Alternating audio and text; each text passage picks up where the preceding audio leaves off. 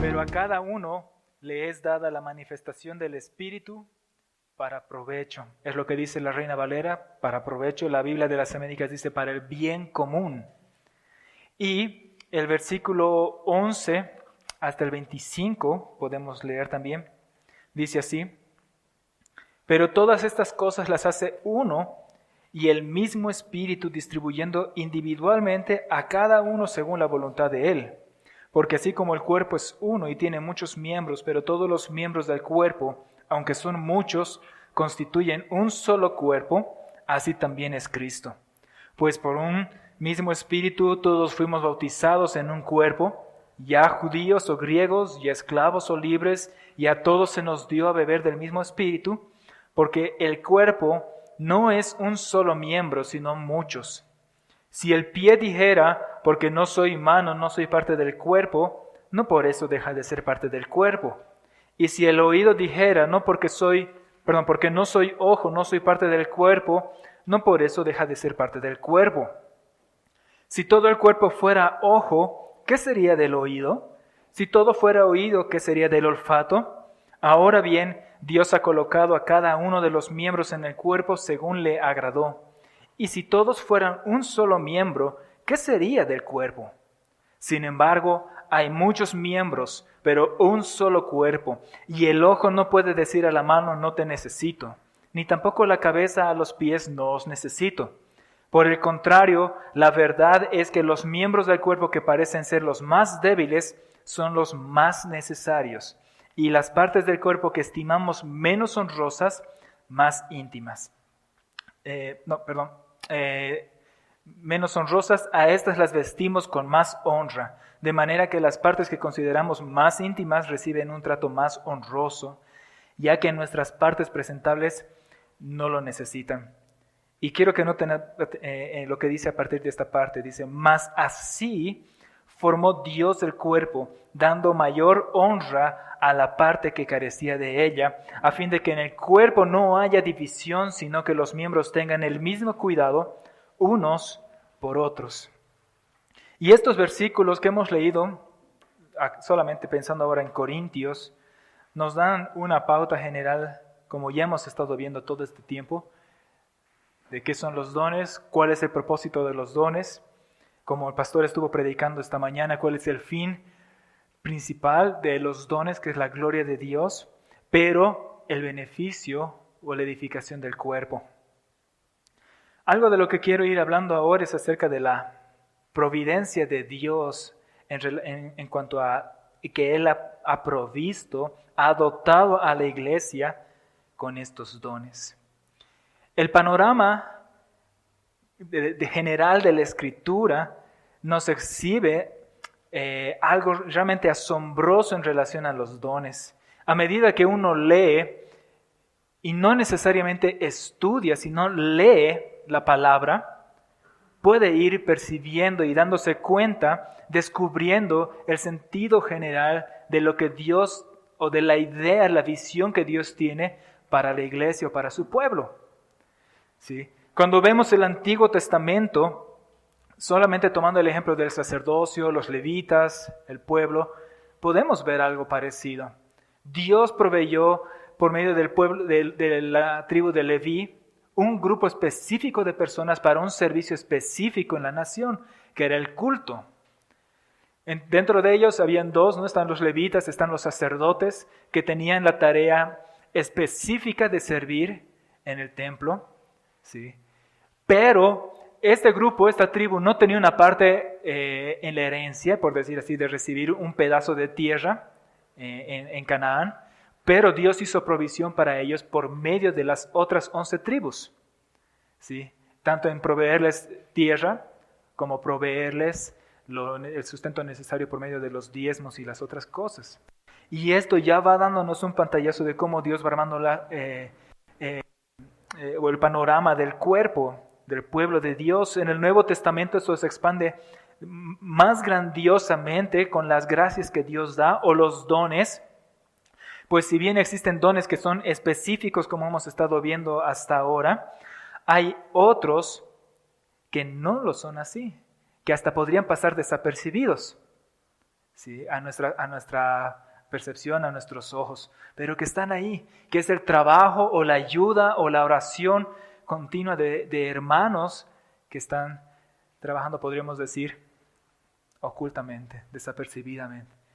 Pero el beneficio se está dando, la iglesia está siendo edificada y todo esto es una provisión de Dios para el cuerpo. Todos nosotros, como una iglesia local, somos un cuerpo y juntos formamos parte del cuerpo global de Cristo.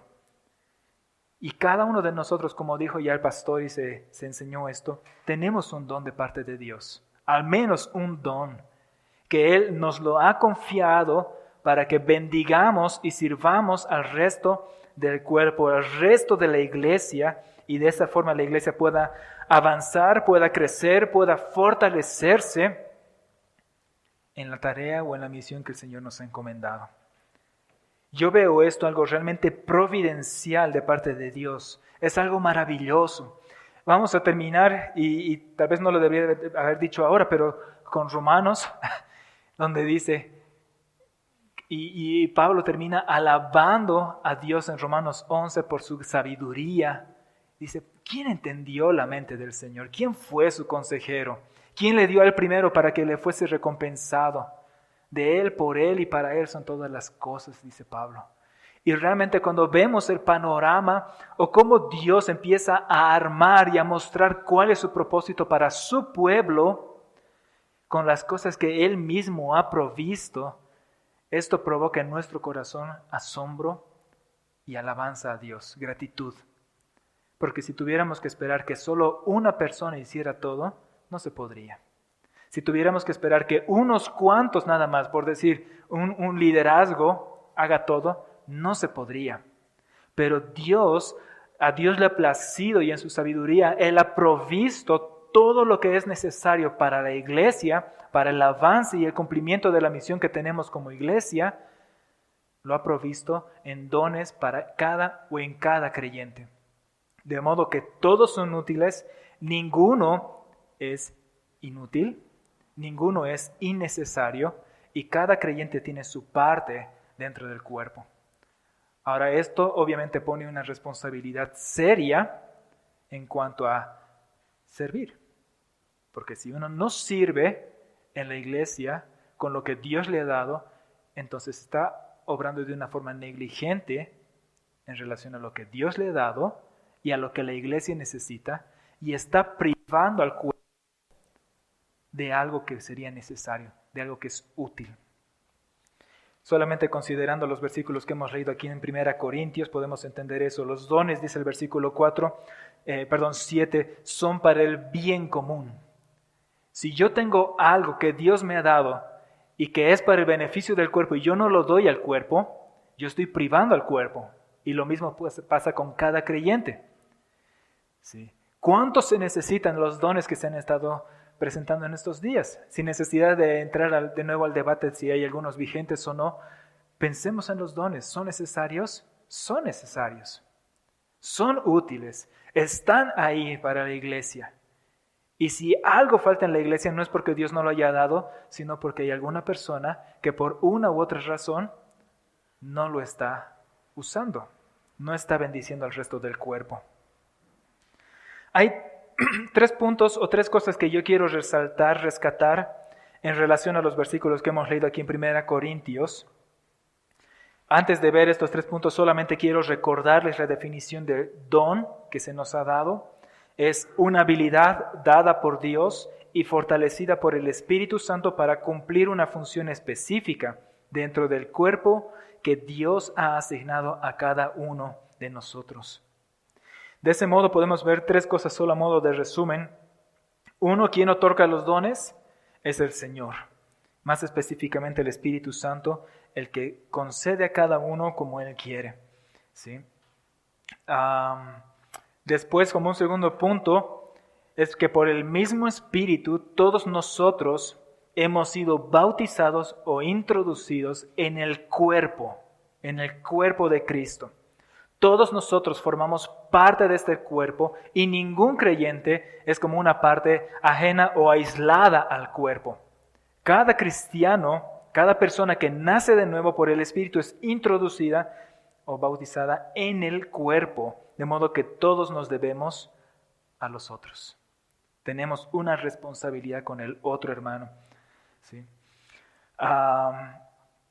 Pablo utiliza esta ilustración de cuerpo.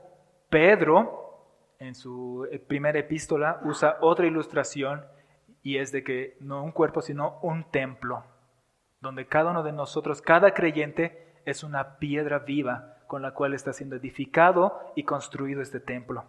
De modo que cada creyente es necesario para el fin que Dios tiene para la iglesia. No son varios cuerpos, no son varios templos, un cuerpo, un templo formado por una pluralidad de creyentes, de miembros, que somos todos nosotros. Y tercer punto es que Dios en su soberana voluntad ha confiado a cada creyente al menos un don. Y eso tiene que estar claro. Y esto es para el servicio y el bien mutuo de todo el cuerpo, no algo personal. ¿Sí? Es interesante cómo termina diciendo ahí el capítulo 12, el versículo 22 al 25, 24 y 25, que dice: mas así formó Dios el cuerpo, dando mayor honra a la parte que carecía de ella, a fin de que en el cuerpo no haya división, sino que los miembros tengan el mismo cuidado unos por otros.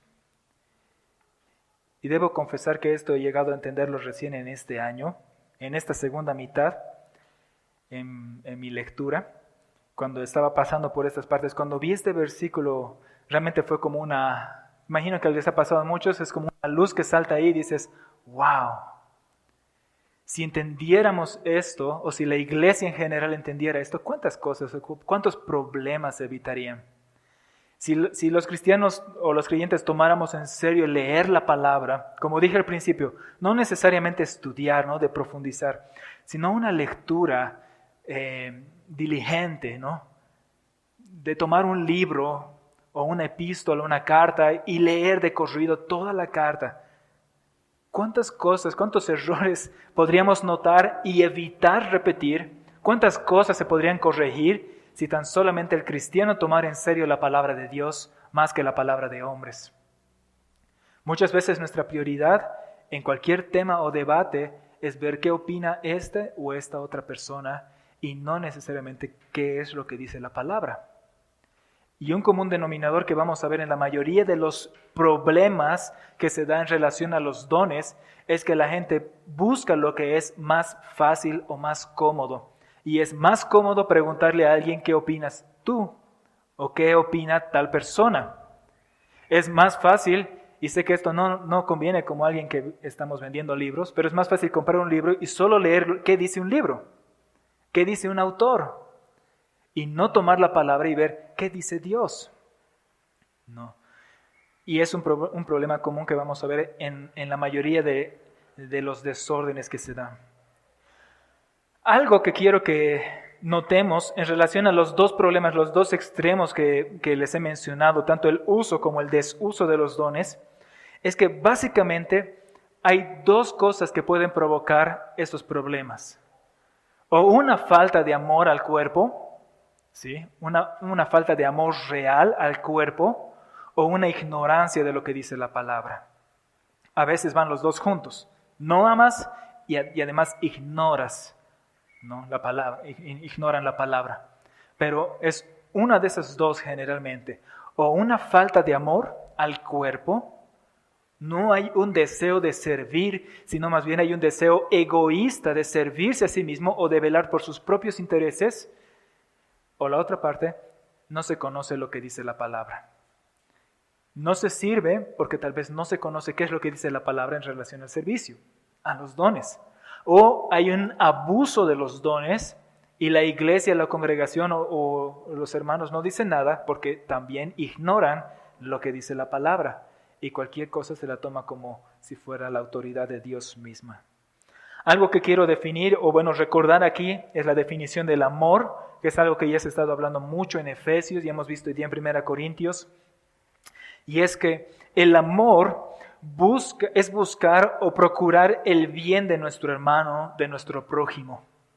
Y debemos notar eso. Es buscar, hay una intencionalidad de procurar el bien de otra persona. Procurar a veces lo usamos mal, esta palabra. Usamos como si fuera algo, hago el intento y ya. Si no se puede la primera, lo dejo. Pero en realidad procurar es una insistencia en intentar lograr algo. Entonces, si yo estoy procurando el bien de alguien, voy a ser insistente en que esto se logre. Y por ahí va el amor. Procurar el bien de nuestro hermano o de nuestro prójimo de acuerdo a la verdad. Uno se da en servicio y en sacrificio por el bien del otro. Y de ese modo podemos empezar a ver cuáles son los problemas en el uso de los dones. En este caso, tomando los dos problemas básicos que les dije hace un momento, que es la falta de amor o la ignorancia, vemos que el problema con el uso de los dones en relación al amor es que, en primer lugar, no se aman los hermanos y el egoísmo se manifiesta en el sentido de querer promocionarse, ¿no?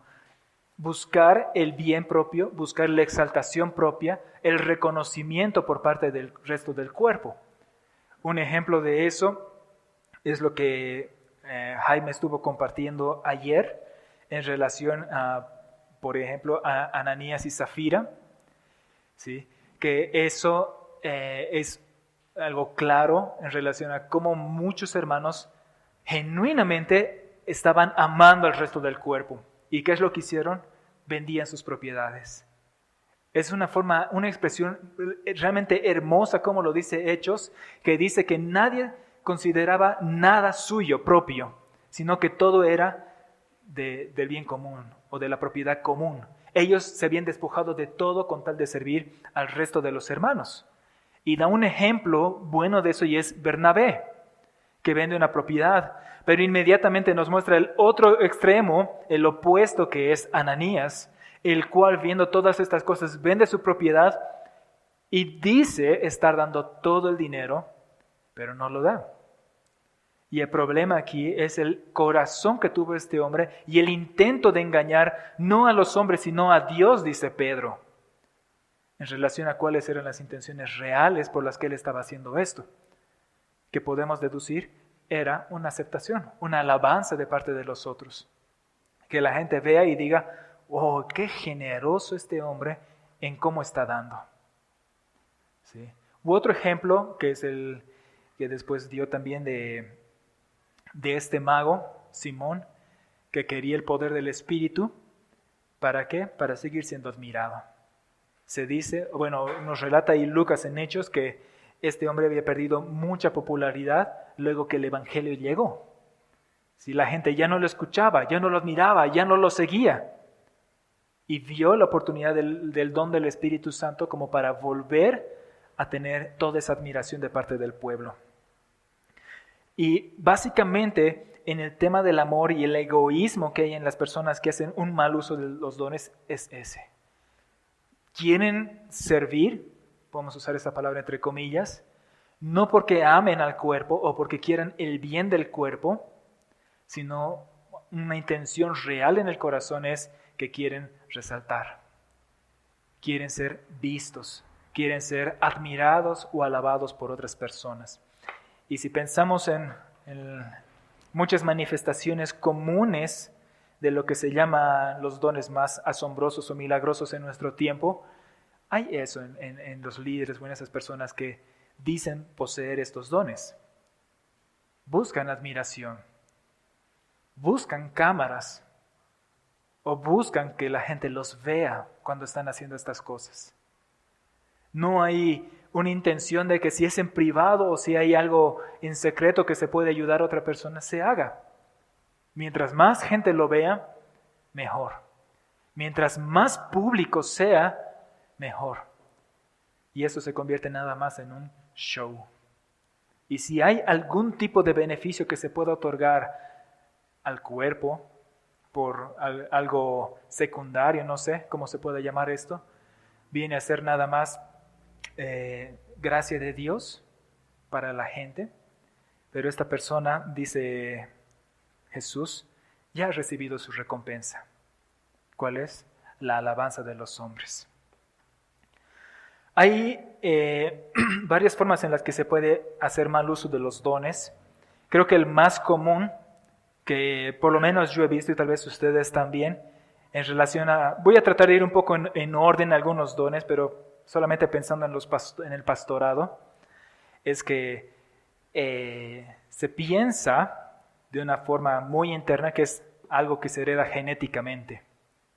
Porque el pastor es pastor, sus hijos tienen que ser pastores. Y no se busca que genuinamente haya un don o un llamado de parte del Señor para esa persona en ser pastor. Si una persona no tiene un don para servir de alguna forma específica y sirve en esto de todas maneras, yo creo que hay un mal desempeño. Si bien una persona tiene un don, y eso no significa que no pueda servir en otras áreas, pero si de una forma tal vez impuesta o sugestionada ya por toda la enseñanza, por toda la crianza que se le ha dado, hablando espiritualmente, se lo forza a servir de una manera como pastor en este caso, esta persona se va a quebrar. Porque el pastorado, creo yo, no es un don que se pueda, o no es algo que se pueda desempeñar fácilmente solamente estudiando o predicando. Es más que eso el don del pastor, más que predicar. Es pastorear, es cuidar del cuerpo, es cuidar de los creyentes, de los hermanos, de muchas maneras. Y una persona que no tiene el don se va a quebrar. No va a poder desempeñar el rol o el don de pastor de una forma natural o nada más viendo o estudiando cómo debería ser hecho. ¿Sí? Pero es algo que se hace. Yo he visto mucho eso.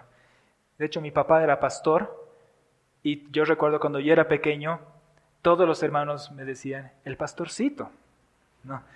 Y es común, ¿no? No sé si han estado en iglesias donde pasa eso, pero tanto el pastor tiene la expectativa o el deseo que sus hijos sean pastores, como que la iglesia ve y esperan que los hijos sean pastores. Y se pone esa carga encima de los chicos, ¿no? Que no es así, ¿no? Continuando con este mismo don, podemos ver un extremo en cuanto a la autoridad que pueden tener los pastores. Y es de una forma tiránica que ellos pueden ejercer la autoridad. Hay pastores o hay iglesias en todo caso en la que los pastores tienen o se les otorga una autoridad que va más allá de lo que la palabra dice, incluso en el sentido de buscar su bendición o su permiso en el sentido de, por ejemplo, viajar. Querer tener vacaciones familiares, ¿no? Y es, antes incluso de pedir permiso en el trabajo, es buscar al pastor y decir, ¿puedo viajar? ¿Puedo hacer esto? Y si el pastor dice que no, no se puede hacer. Y si una persona se anima o se atreve a hacerlo, está ese peso de esa condenación o ese miedo de que estoy deshonrando a mi autoridad y por tanto hay maldición. Si yo desobedezco, en esos círculos es el pensamiento, a lo que el pastor dice, hay maldición. Si yo no me sujeto o yo no busco su bendición, su aprobación para las cosas que estoy haciendo, hay un castigo o una consecuencia. Y es como que Dios mismo respaldara todas esas cosas, ¿no? Yo entiendo, es sabio buscar el consejo, es sabio consultar en muchas cosas con los pastores, pero en muchas iglesias se les está concediendo una autoridad que no es bíblica. Juan, el apóstol Juan en 3 Juan, condena esa actitud en Diótrefes, en el sentido de que este hombre estaba prohibiendo a los hermanos recibir a otros, e incluso las cartas o las advertencias que los apóstoles enviaban, él prohibía, Diótrefes, que los hermanos las reciban. Pedro, en su primera epístola, en el capítulo 5, y de una forma de exhortación, dice a los pastores o a los ancianos que no se hagan, o que no recuerdo la palabra, mejor lo leemos. Primera Pedro capítulo 5, dice el versículo 1, ruego a los ancianos que están entre vosotros, yo anciano también con ellos y testigo de los padecimientos de Cristo, que soy también participante de la gloria que será revelada, apacentad la grey de Dios que está entre vosotros, cuidando de ella. Notemos estas cosas. Apacentad, cuidando de ella, no por fuerza, sino voluntariamente, no por ganancia deshonesta, sino con ánimo pronto, no como teniendo señorío sobre los que están a vuestro cuidado, sino siendo ejemplo de la grey. Y creo que solamente viendo estos pasajes, 3 Juan, Pedro, o entendiendo el sentido del amor o del servicio que Jesús mismo ejemplifica en la palabra, esto puede ayudarnos a tener una claridad de que lo que muchos pastores o muchos que se llaman pastores hacen es algo errado. ¿Sí? La palabra nos llama a efectuar un servicio con amor, por amor, para el bien de nuestros hermanos, no para enseñorearnos, no para tener un dominio o un beneficio de parte de ellos. Los más comunes o los llamados actualmente apóstoles en nuestro tiempo son un ejemplo claro de eso. Considero y espero realmente que ninguno de ustedes haya estado en una iglesia de este tipo, pero es algo real. Y algo interesante en estos grupos, y es un desorden o un desvío de lo que la palabra enseña, es cómo se escoge quién es o quién no es apóstol. ¿Sí? Sin necesidad de ir de nuevo al debate si han estado si han visto a Cristo o algo, ¿no? El apostolado es más una promoción. Si tú tienes cierta cantidad de iglesias o cierta cantidad de personas en tu iglesia, te promueven. Es como si fuera un trabajo. Empiezas siendo diácono tal vez, líder, pastor, y si eres un pastor diligente, te ascienden y eres ahora apóstol. Tienes más iglesias a tu cargo, tienes tal vez un mejor salario y obviamente tienes honra. La gente te ve y dice, oh, apóstol, ¿no? Y obviamente los líderes quieren ser llamados apóstoles.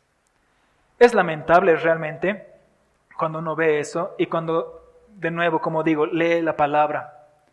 Yo debo confesar, debo tener no estoy seguro si 4 o 5 años que voy recién leyendo la palabra.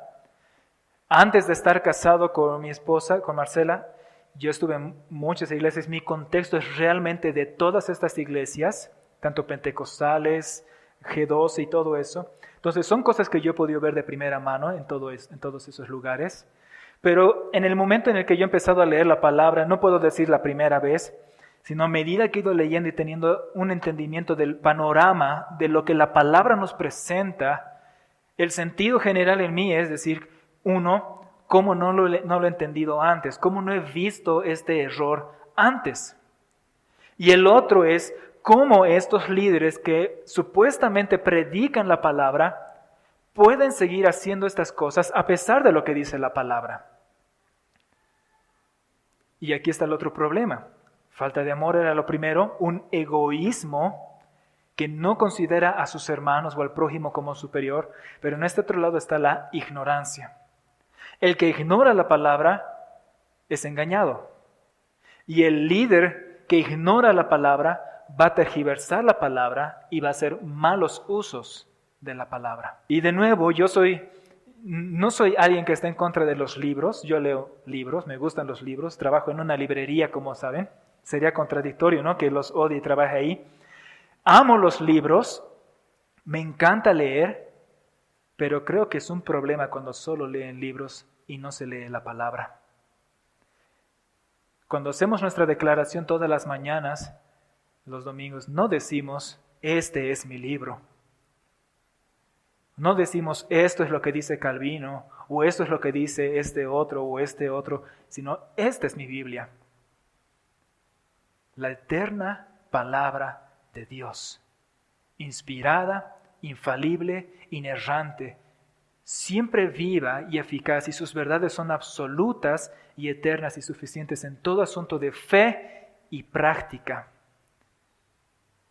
Y el punto está, si realmente creemos eso, hoy recibiré la incorruptible, la indestructible y la siempre viva semilla de la palabra de Dios.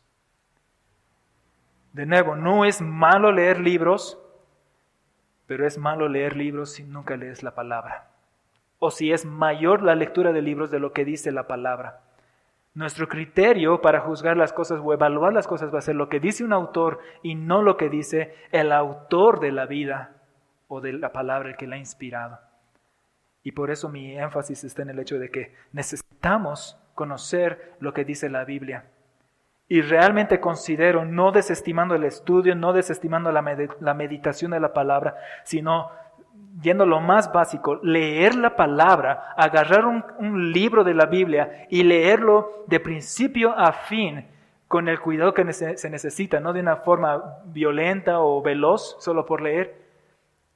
El Señor, el Espíritu Santo nos enseña y Él trae verdad y luz a nuestras vidas con esto. Hay muchos malos ejemplos realmente de distorsiones, desvíos que se dan por el uso de los dones. Uno que me ha chocado mucho, voy a resumir porque no me va a alcanzar el tiempo, es en relación a, abarca muchos dones en realidad. El otro día yo veía un video en el que se le entrevista a alguien que es un pastor de una iglesia en Estados Unidos muy conocida, la iglesia Bethel. Bill Johnson es el nombre de este pastor. Es un pastor que se mueve en el tema de la fe, milagros, poderes, procura resurrección de muertos y todo eso. Y la influencia de este ministerio ha crecido mucho más allá de solo la enseñanza, porque promueven todas estas cosas por la música, literatura, enseñanza y todo eso. Y se le preguntaba respecto a la oración y le decían, ¿cómo tú ves esta parte de la palabra que nos dice, hágase tu voluntad? Y el pastor respondía y decía, yo no oro eso, porque para mí eso es incredulidad. Yo sé cuál es la voluntad de Dios y por tanto, podríamos decir, es como que Él simplemente reclama o arrebata lo que considera que debería suceder, porque Él sabe lo que es la voluntad de Dios. Lo que me pareció más curioso es cuando yo entré a ver su página para ver tal vez su declaración de fe como iglesia, a ver qué creían. Uno entra a la página y lo primero que ve es como un eslogan grande que dice, así como en el cielo, en la tierra. Y me llamó la atención.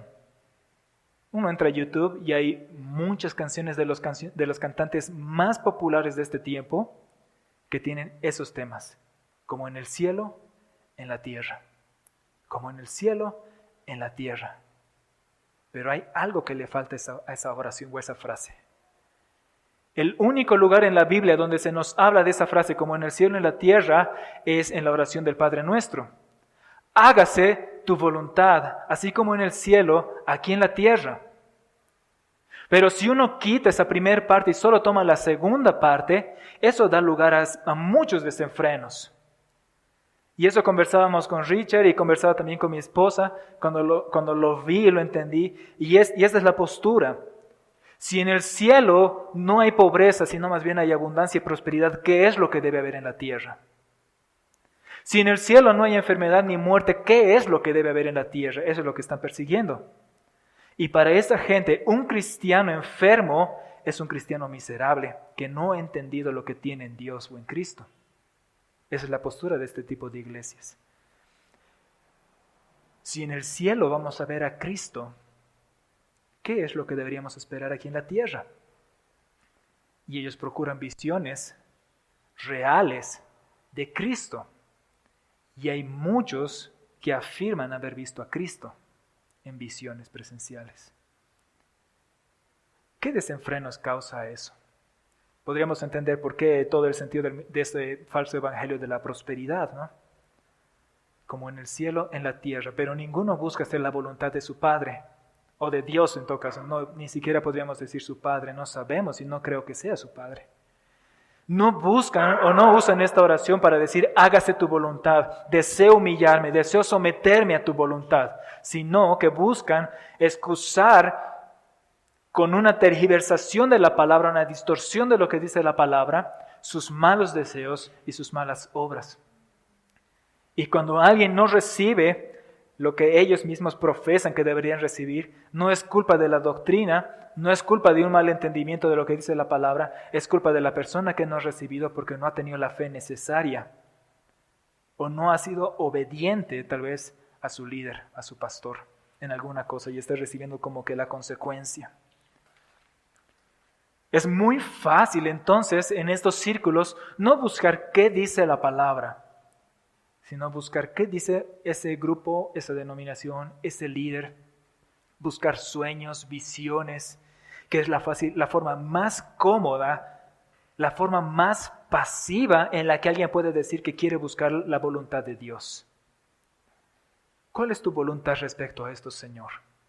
Y no dicen, muéstrame tu palabra, sino que hay una esperanza de que el Señor esta noche les dé un sueño.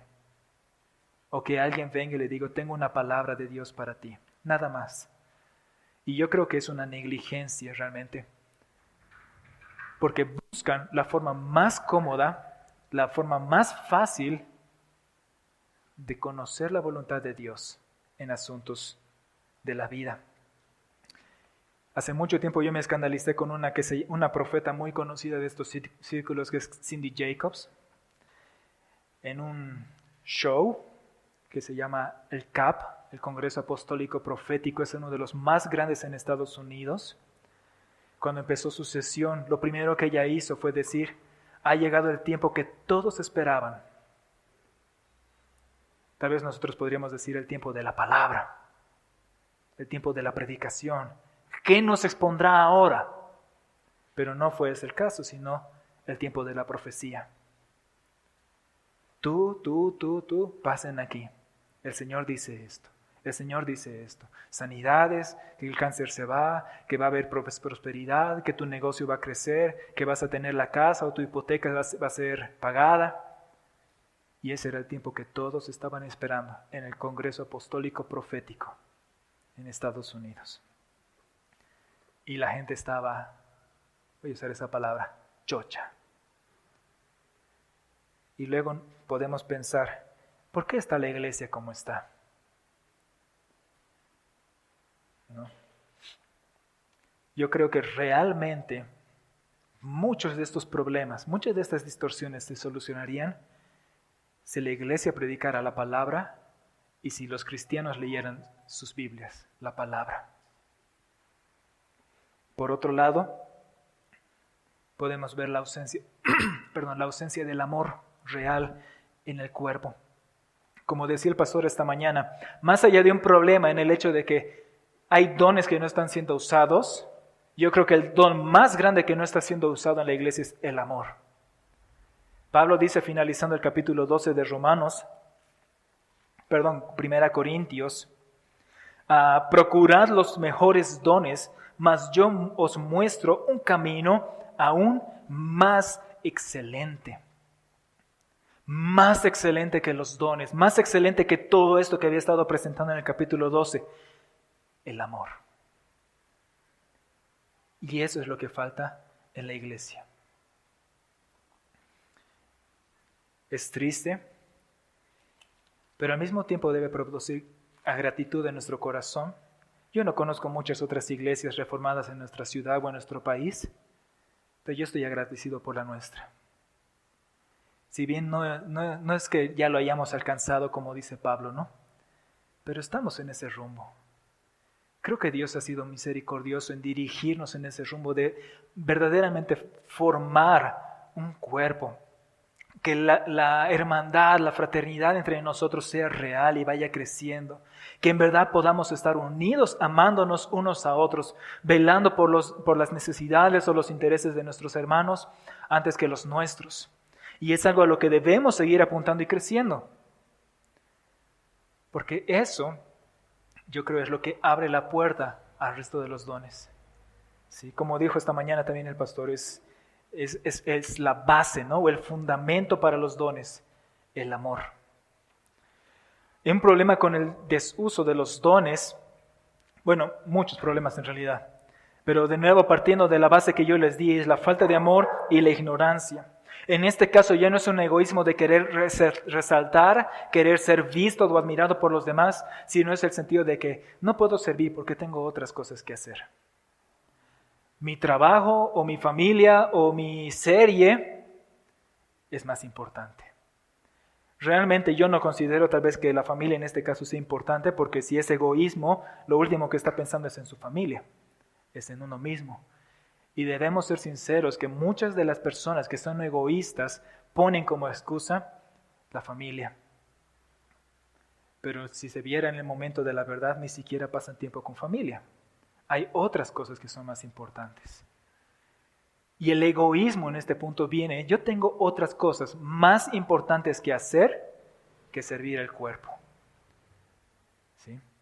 Y aquí obviamente las cosas no son lo más importante, sino uno mismo considera que su tiempo es más valioso en otros aspectos que le produzcan un beneficio propio más que para el cuerpo. Y la ignorancia en este sentido va por el lado de que obviamente ignora la palabra, pero ignora lo que la palabra dice en relación a los dones. Tal vez no conocer, como hemos visto hoy día, definiciones. ¿No? Tal vez uno piensa en dones y dice solamente pastor o tal vez misionero o tal vez evangelista, y uno puede decir, creo que no tengo esas cosas. Entonces no hay lugar para mí en la iglesia, en el servicio. Y lo único que puede ver como servicio es eso, o tal vez estar en la alabanza, ¿no? Siendo que hay una pluralidad de dones que el Señor nos ha dado. Hay una palabra muy interesante que la palabra usa para pluralidad, y la usa en muchos sentidos, la usa tanto para las bendiciones como también para las pruebas, y es algo que se podría traducir como multicolor. ¿Sí? En 1 Pedro, cuando hemos visto en la exposición que yo hice acerca de las muchas pruebas, utiliza esta palabra, pluralidad. Y creo que es una palabra apropiada, porque los dones o la pluralidad que Dios nos ha dado de dones realmente es como algo multicolor que el Señor ha dado al cuerpo para el beneficio del cuerpo y la gloria de Dios. En este caso, hablando del desuso o el no uso, no usar los dones que Dios nos ha dado, podemos ver, como ya dije, este egoísmo que es buscar más satisfacer o velar por mis propios intereses que por los de los demás, e ignorar lo que la palabra dice en relación a los dones. Pero esto es algo serio. Yo no sé, lo digo en tono de broma, si Jaime ha leído mis notas, porque casi todos los pasajes que yo quería leerles hoy día, él los ha leído ayer. Entre esos estaba Mateo, cuando él habla de los talentos, ¿no? Ya no lo voy a leer, ya lo dijo ayer Jaime, tenemos la idea fresca, y está el hecho de que el Señor cuenta una parábola en la que un señor a un hombre le confía 5 talentos, 10, 5 y al otro 1. ¿Sí? Esto está, si están tomando notas, Mateo 25, del 13 al 30. El punto es de que los 2 primeros diligentemente los trabajan y los duplican, los doblan. El que tenía 10 ahora tiene otros 10, el que tenía 5 ahora tiene otros 5, y el que tenía 1 dice, tiene miedo, y ¿qué es lo que hace? Lo oculta, lo guarda. Y cuando viene el Señor, alaba a los 2 primeros por la diligencia con la que han trabajado, pero al último lo llama siervo malo y negligente por no haber hecho uso o no haber trabajado, invertido siquiera aquello que se le había confiado. Y obviamente es una llamada dura de atención para los creyentes. El punto no es pensar aquí, tengo 10, tengo 5, tengo 1. El punto es saber, tenemos al menos un don de parte del Señor. Y la pregunta para nosotros es, ¿estamos haciendo uso de este don para bendecir al cuerpo? ¿Estamos sirviendo?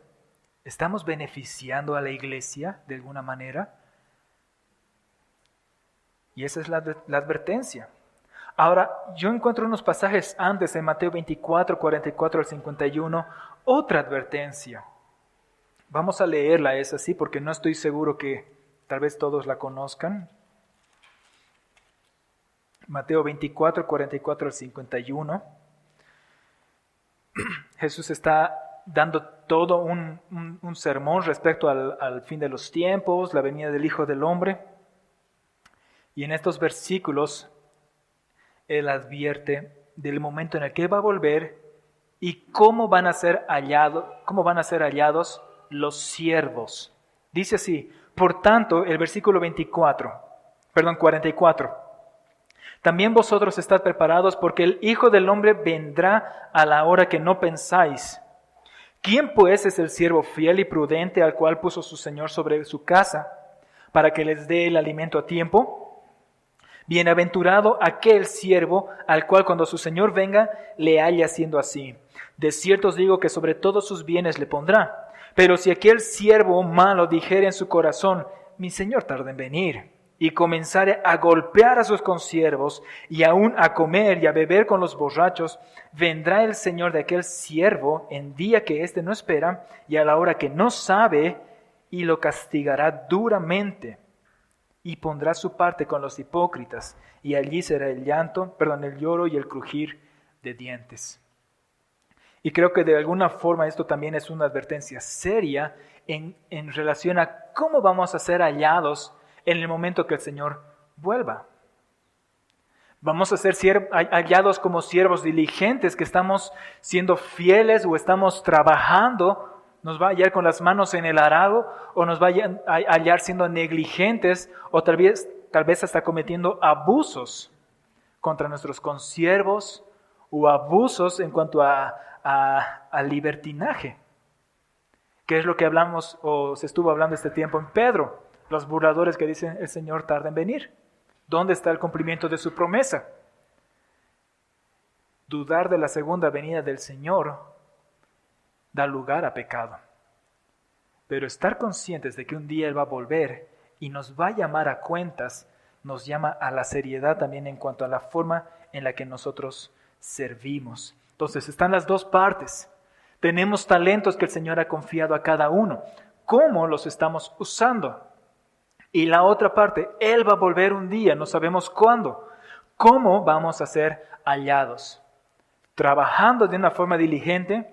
¿Trabajando con fidelidad? ¿O siendo negligentes? Y esto nos lleva a pensar acerca de el no usar nuestros dones como un pecado. Una persona que no usa los dones que el Señor le ha confiado está privando a la iglesia de algo que podría bendecir. Cuando una persona no usa los dones que el Señor ha dado, por consecuencia está obligando o forzando al resto del cuerpo o a los que están sirviendo que tengan que hacer más, por decir así. Tratar de cubrir áreas que quizás no le corresponderían, o sería más fácil si otros que sí tienen el don lo hicieran. Voy a dar un ejemplo extremo, pero que no es un ejemplo irreal en nuestro contexto. Un pastor que tenga que encargarse de la limpieza, que tenga que encargarse de la dirección de la alabanza, que tenga que encargarse de la administración, que tenga que encargarse de la planificación de las enseñanzas para los niños, que tenga que encargarse de la planificación de enseñanzas o reuniones para las mujeres, o no sé, tratar de abarcar todos los ministerios o todas las cosas que se pueden hacer, pero solo el pastor. Imaginemos al pastor Eduardo, ¿no? Todas las mañanas aquí dirigiendo las canciones, ¿no? Termina la canción y dirigiendo el tiempo de las ofrendas, si hiciéramos como algo que hicimos hoy día, o después de eso predicando, después saliendo y saludando a los hermanos, en la semana preparando las enseñanzas tal vez para niños o temas, ¿no? O aparte teniendo que preparar los estudios que puedan tener las mujeres o los jóvenes, ¿no? Y eso se convierte en una carga que es pesada, tener que hacer todas esas cosas. Pero es algo real. Yo conozco muchas iglesias en las que sea o porque quiere acaparar todo o porque simplemente no hay una involucración del cuerpo, que una sola persona tiene que llegar a hacer todo. ¿Y cuánto tiempo puede durar así? ¿Cuánto tiempo puede resistir alguien preparando o haciendo todas esas cosas? Llega a ser agotador, cansador, satura. Y llega un punto en el que la persona está cansada de la gente y ya no sirve, sino simplemente cumple una obligación. Ya no hay amor. Algo sabio que hicieron los apóstoles, en Hechos 6, se nos cuenta el momento en el que los judíos helenistas estaban hablando contra los otros judíos acerca del descuido de las viudas, de cómo no estaban siendo atendidas y no se les estaba dando la provisión de los alimentos. Entonces dice el versículo 2 de Hechos 6, los 12 convocaron a la congregación de los discípulos y dijeron, no es conveniente que nosotros descuidemos la palabra de Dios para servir a las mesas. Por tanto, hermanos, escoged entre vosotros 7 hombres de buena reputación, llenos del Espíritu Santo y de sabiduría, a quienes podamos encargar esta tarea, y nosotros nos entregaremos a la oración y al ministerio de la palabra. Y lo propuesto tuvo la aprobación de toda la congregación, y escogieron, y nos da ahí la lista de 7 hombres que estaban siendo designados, podríamos usar esta palabra, como diáconos para servir a las viudas. De modo que los apóstoles que estaban encargados en ese momento de la palabra, la predicación, puedan dedicar realmente el tiempo y la atención necesaria a eso. ¿Sí? Yo creo, honestamente, que el momento en el que vemos estas necesidades y nuestro corazón siente, voy a decir esta palabra, ¿no? Ese deseo de servir, ese deseo de involucrarse, de participar, es una bendición de Dios. ¿Sí? Porque de alguna forma está empezando a manifestarse ese amor a nuestros hermanos, de querer ayudar, no ser tal vez una carga más, no como hemos dicho con el egoísmo de querer ser vistos o querer resaltar, sino simplemente hay aquí algo que yo puedo hacer. Y si yo lo hago, si yo sirvo en esto, eso está dando lugar a que otros tal vez puedan desempeñar un mejor rol en cuanto a los dones que ellos tienen. De nuevo, cuando uno no participa o no se involucra, está forzando a los que sí lo están haciendo que tal vez tengan que tratar de hacer más cosas, siendo que Dios ha provisto todo lo necesario en todos los miembros, no solo en algunos. No solo un grupo está encargado de servir o de trabajar o de involucrarse, sino cada creyente. Y viendo la historia de la palabra, de la iglesia en Hechos, las epístolas, realmente la perspectiva que tiene es que había un involucramiento. Había un corazón de entregarse por los otros. Y llama la atención, y sé que es como algo muy ideal, pero ¿cómo lo presenta Hechos? Al punto de que ninguno decía tener o ser suyo algo, sino que todo lo daban para el bien de los demás, para el bien común. Y lo primero que se da, antes del dinero, antes del tiempo, antes de otras cosas, es nuestro corazón. Mi corazón, mi vida, se debe a ustedes como iglesia. Y del mismo modo, cada uno de nosotros nos debemos los unos a los otros para el bien común, para que juntos podamos crecer en esto. Creo que algo de lo que debemos cuidarnos son estas dos cosas, estos dos extremos en cuanto al uso o al desuso, porque ambas cosas dañan a la iglesia. El amor en el sentido de la vanidad y querer exaltarse, pero también en el sentido del egoísmo, de velar por los propios intereses. Dañan a la iglesia, dañan al cuerpo. Y solamente quiero leer un pasaje más en relación a esto, 1 Corintios capítulo 3. Es algo duro, pero a mí me llamó mucho la atención en este tiempo cuando lo estaba leyendo hace unas semanas atrás. 1 Corintios 3, versículos 16 y 17. Todo el contexto está hablando acerca sabemos que había división en Corinto, en la iglesia. Decían, soy de Pablo, de Apolos, de Cefas, de Cristo, y había división total. Cada uno creía tener la verdad en relación a lo que estaban viviendo o creyendo. Pero el punto es que Pablo le dice, cada uno mire cómo sobreedifica. ¿Sí? Versículo 16. Voy a leer desde el versículo 12. Dice, Si sobre este fundamento alguno edificare oro, plata, piedras preciosas, madera, heno, hojarasca, la obra de cada uno será manifiesta, porque el día lo declarará, pues por el fuego será revelada, y la obra de cada uno el fuego la probará. Si permaneciere la obra de alguno que alguno sobreedificó, recompensa recibirá. Si la obra de alguno se quemare, él sufrirá pérdida, si bien él mismo será salvo, aunque así como por fuego. Y ahora sí el 16 y 17. ¿No sabéis que sois templo de Dios y que el Espíritu de Dios mora en vosotros? Si alguno destruyere el templo de Dios, Dios le destruirá a él, porque el templo de Dios, el cual sois vosotros, santo es. Y en ese sentido, cualquier daño que se pueda hacer contra el cuerpo es, como dice Pablo aquí, un daño contra el templo de Dios. Y por ende, merecedor de castigo.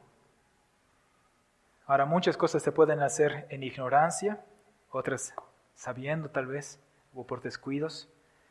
Pero creo que nuestra parte y algo en lo que el Señor nos está conduciendo con esta conferencia es, como dijimos, no saber si hay apóstoles o profetas este tiempo, o si hay milagros, sino hay dones. Y Dios los ha concedido a la iglesia. Cada uno de nosotros tenemos al menos un don dado por el Señor. Y es un regalo para los demás. Nuestra parte es administrarlo de la mejor forma posible, de modo que se beneficien todo el cuerpo. Y administrar, creo yo, es lo que se puede decir como repartir. Lo que han hecho hoy día las hermanas, por ejemplo, han recibido toda la comida y se han encargado de repartir de modo que alcance para todos. Es una forma de administración y yo creo que es una forma en la que podemos ver los dones. Lo usamos de tal manera que la mayor cantidad posible en nuestra iglesia se beneficie con eso. Amén. Oremos, hermanos. Padre, te damos gracias en esta tarde, de nuevo por este tiempo, esta conferencia en la que con la que tú nos bendices. Gracias por los dones que tú has dado a tu iglesia y de nuevo es mi oración, es nuestro deseo que cada uno de nosotros podamos seguir creciendo en cuanto a ver o descubrir, conocer qué es lo que tú nos has dado, pero no con un deseo de vanagloriarnos, sino teniendo ese corazón, esa conducta que tu palabra busca y exige de nosotros, que es considerar a nuestros hermanos como superiores a nosotros mismos, de modo que podamos servirnos unos a los otros, amarnos unos a los otros y darnos por el bien de nuestros hermanos. Te pedimos esto, Padre, en el nombre de Jesús. Amén.